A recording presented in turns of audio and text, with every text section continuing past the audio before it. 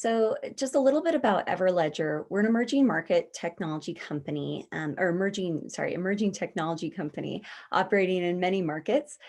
We have been operating in different types of North American, European, and Australian markets, primarily with the work that we've been doing in diamond and gemstones, but we've also been working in a lot of the emerging markets and developing economies globally.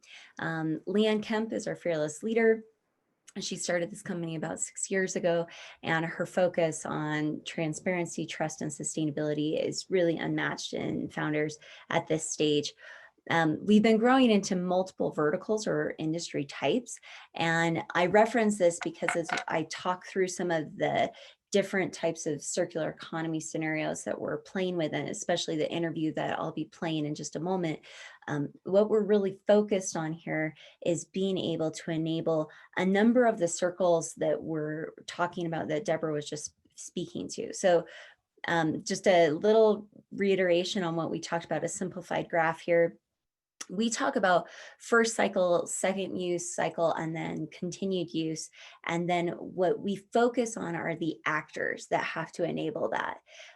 A lot of what is difficult in the supply chain, and Deborah and many others will speak to this, is that we are looking at trying to create a circular economy where we've had so many linear discussions and linear relationships. And so reinventing that is a lot of what we're focused on right now. There's tons of money to be made here, and there's lots of money being lost in the economy. So if you're trying to connect with your seniors about what the value is, there are a number of resources and contacts here of people who would be more than happy to give you as much information about why this is valuable for an economic and financial incentive, as well as to do good and to really enable the future for our children and friends and family. Today, I'm going to focus on one subsection or ecosystem of the broader circular economy world, and that's the resale, repair, and sharing economies. This is a huge market. A lot of us are probably getting more used to renting things. A lot of women I know, for example, we rent a lot of fine outfits instead of buying that beautiful dress all the time. And there's so many opportunities here to really dive in.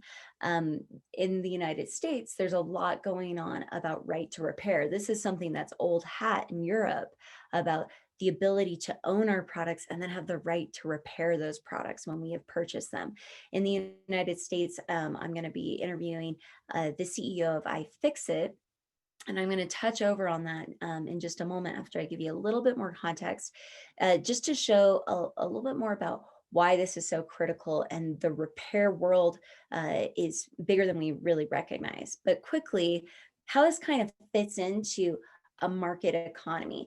I'm showing you screenshots from our platform, but this can be anything. And you see little tidbits on Amazon, on eBay, on Facebook Marketplace about trying to start capitalizing on sustainability metrics, but also value to the consumer.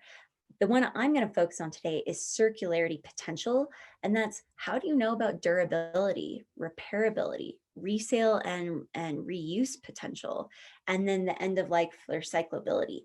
These are all things that consumers should know and can know in the future, which will help them be able to make purchasing based on what their interests are. Other things are, how do you then connect to the people that carry forward that product? Well, you have to know about the quality of your product, and you have to know where it is identified and how you can make sure it is what you say it is when you want to resell or reuse it. We've come today and we're working with a number of different partners because we've had 3 years now. We're in phase 3 of a Department of Energy grant where we're actually taking different types of electronic portable batteries. And the link is in the agenda of a short video that we did in phase 3 or phase 1.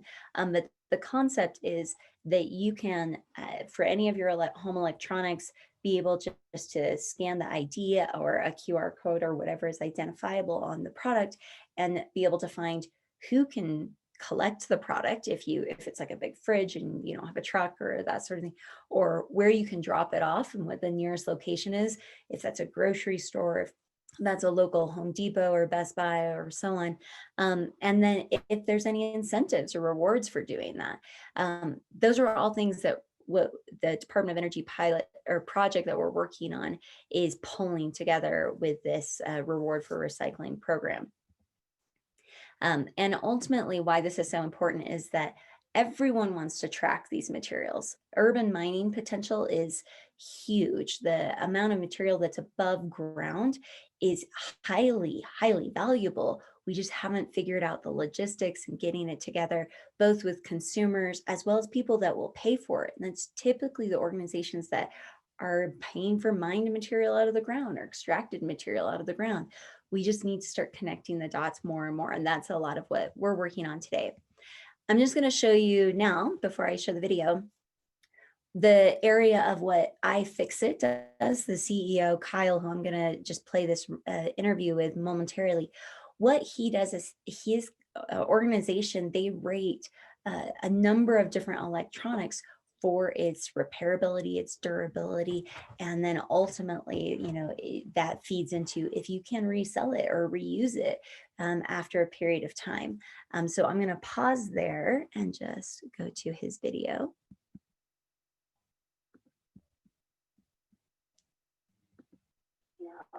But first, I would just love for you to give an introduction to yourself, some of your interests, and then iFixIt and how you got involved in this work.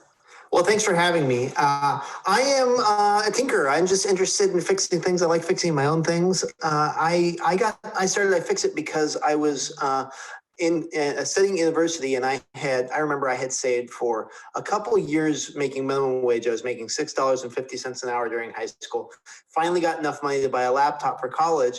I had it for a few months, and I dropped it on the power plug. And yeah, it was devastating. But if I jiggled it, it would charge sometimes, and so it's like, oh, it's just a loose connection inside. So I started trying to take it apart, and I quickly got stuck. It was just a challenging disassembly. And so I Googled, service manual for my iBook, and I couldn't find a service manual anywhere. So I muddled my way through the repair, but afterwards I did some research trying to find why wasn't the service manual available? And I learned that it had been online, and Apple's lawyers sent takedown notices demanding that it get removed from the internet. And so I said, this shall not stand. The funny thing about fixing things or opening anything, and this is probably true for learning how to do anything in the world, the first time you do it, it's hard. The second time you do it, it's a lot easier. So I took it apart again. We took pictures, we posted them online, and that was the beginning of iFixIt. That's incredible. What year was that again? That was in 2003. 2003. Yeah, so we have been chipping away at this problem. We realized that after that, it was like, oh, well, this worked for this iBook. Let's keep doing it for more products. And for a long time, we were just writing repair manuals ourselves. And then we opened up to the community and we said, hey, anyone can post a repair manual. And that's really what's made iFixIt explode. We're now the largest service manual in the world, at least public. I think Boeing may have some larger service manuals. Yeah, that's Boeing. That makes it look like something like you're slightly bigger. Well, tell me a little bit, because you just mentioned the problem. And so what is the problem? Maybe you can, give a little bit of context to what you found were the main problems and problem areas. Well, fundamentally, we make a lot of stuff that we use for not very long, and oftentimes it breaks sooner than we want it to. If you think about the last time that you had a lamp break, you probably were perfectly happy with the lamp until it broke. So if you had an option to fix it rather than replacing it, it's just better for you. You get to keep your house looking the same how you liked it, rather than having to go and find something that fits with your decor. Exactly. But that turns out that's the case across a lot of things. And it turns out that the environmental impact of manufacturing electronics is really extreme. It's hundreds of pounds of raw material to make a smartphone. And for a while, it was as short as 18 months. So the typical American would replace their smartphone every 18 months. And it is maybe coincidental that most batteries in phones last around 18 months. So when the battery runs out, people are like, well, my phone's not as fast as it used to be. I don't have the battery life I used to. Oh, and by the way, there's a new shiny one. And so that's kept us on this treadmill of obsolescence. So I'm trying my darndest to reverse that treadmill to get people to say, hey, how do we get to a world where we're using the things that we have longer where we're more resource efficient as a society, but also to achieve a little bit more equality and get more people access to these amazing tools. Exactly. This is it's so interesting to me. Yeah, with my background, having been one of the managers that source these materials and look at how to source them sustainably, but you can only do so much when you're trying to pull so much from the earth, in such great quantities and at the speed that we are for our consumer electronics market. Well, and so I have a question for you. Do you recognize this photo behind me? This is a rare earth mine in California. Oh, I was going to say that looks like Nevada outside. That's the Molycorp Mountain Pass mine. Mountain Pass, one of the only that not super viable, as I recall. But yeah. Well, after they reopened, so this is rare earths. This is the neodymium that's in our phones. These are critical materials. They are used in high tech products. They're very resource intensive to extract. This mine has had a lot of problems. The first problem it had in the 90s was they spilled radioactive waste all over the valley above Vegas. And then later they reopened with a bunch of money. They were excited. And then China dropped the price of rare earths and ran them out of business. And I think the rare earth story is one of the few that got into the news in such a great way for people to kind of start understanding. There was something about these material and metal markets, mineral markets, that were going to cause us problems if we weren't careful. Last month, I actually did an interview with Pamela from the U.S. State Department on critical materials, the 35 list. And U.S. looks at it a little bit differently than Europe, but regardless, rare earths and other materials are necessary for this. But there's a lot of above ground, urban mining and mining potential is a big part of what we are looking at theoretically, but we really haven't met the practical logistical benefits of it. iFixIt, I know, is part of the right to repair community. Can you tell a little bit about right to repair, how it relates to extended producer responsibility, maybe collection, repair world, and even take back? Because there's all some interconnections of how they could, should, don't work together or don't benefit each other in terms of movements and requirements and regulations. Sure. Well, right to repair is the idea that we should be able to fix our things and that there are obstacles that are standing in the way. Samsung does not sell parts for their phones to independent repair shops. And that's a problem if you're a local repair shop, someone walks in with a Samsung Galaxy S10, can you fix my phone? And you say, well, I wish I could, but Samsung won't sell me the parts. So in order to have a circular economy, of course, we need recycling, but we also need repair models. And unfortunately, most products are just not designed to be fixed. And their manufacturers used to have a service model. You maybe remember the Maytag man back in the day, where they would advertise. The Volkswagen Beetle was advertised based on its repairability. We don't have that now, and it's almost the exception rather than the rule to have repair models available. Some companies like Patagonia do it. Apple does a good job running an authorized repair network, but they don't do anything for consumers that want to fix things themselves. So iFixIt has stumbled across this sort of alternate model where we create the ecosystem, the parts, the tools, the information for products that the manufacturer decides not to. The problem is that iFixIt just doesn't scale big enough. Every year at CES, which is happening as we're recording this, there's usually about 20,000 new gizmos that get released. And it's just exhausting to write a new service manual for all of these 20,000 things. So that should be something that manufacturers do. If you're going to go out and put a complex electronic product out in the world, you should have a plan to support it, have a plan for consumers to support it after the warranty expires. Exactly. And in your right to repair world right now, I think you have members, and so members that are part of either independent or related repair and refurbishing networks, and you're building that group, but that's also takes time to get that kind of effort across the line. Yeah, we are community building. I mean, right to repair, it's a political effort. We have legislation pending in over 20 US states. Europe is working on it. Australia has an inquiry right now. So there's this global interest in right to repair, but political movements don't happen on their own. You have to have people behind them. And so the people that have been championing right to repair have been there both iFixIt and NGOs like the Electronic Frontier Foundation and Consumers Union, but also just your grassroots, your local mom and pop repair shop, your cell phone repair shop down the street has an interest in their business continuing to exist in the next decade. But as things get more and more locked down, there's a risk that they could go away. And this isn't academic. This happened in the US. We used to have camera stores in our neighborhoods. You could go in, you could buy a camera, you could take your camera in to get them fixed. And several years ago, Nikon and Canon decided sort of in unison that they were going to stop selling parts and enabling the local camera stores to fix things. And it drove thousands of independent camera shops across the country out of business. There just aren't camera stores anymore. So this is a choice that we can make as a society. Do we want repair to exist locally or not?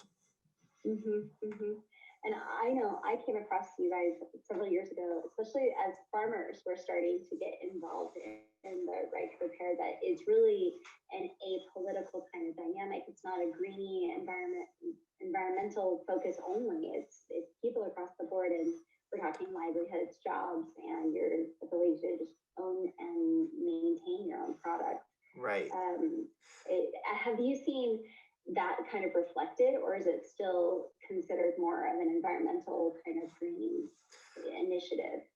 This is the rare issue that brings pro small business folks on board with environmental folks. So you have a lot of commonality. If you don't care about the environment at all and you just care about protecting small jobs here at home, this bill does that. At the same time, there are tremendous environmental benefits.